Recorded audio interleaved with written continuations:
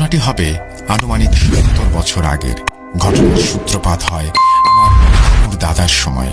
এখানে একটা কথা না বললেই নয়, আমার আম্মুর দাদার বাড়ির পেছনে একটা বড় বটগাছ ছিল, আর এই বটগাছকে নিয়েই সম্পূর্ণ ঘটনার সূত্রপাত। আমি আম্মুর মুখে যেভাবে শুনেছি ঠিক সেভাবেই লিখছি। একদিন ঝড়ে সেই বটগাছের ডালের একটি অংশ তাদের বাড়ির চালে ভেঙে পড়ে। দাদা গাছের ডালটি কেটে ফেলে। তারপর থেকেই দাদার শরীর খুব অসুস্থ।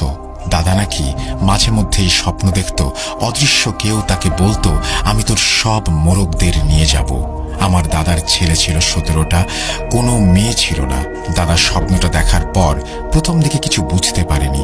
তার কিছুদিন পর হঠাৎ করে একটা ছেলে গলায় দড়ি দিয়ে মারা যায়।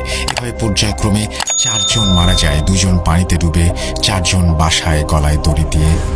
এই ১০ জন যে মারা গেছে এটার ব্যাখ্যা দিলাম না, কারণ ঘটনাটি এমনিতে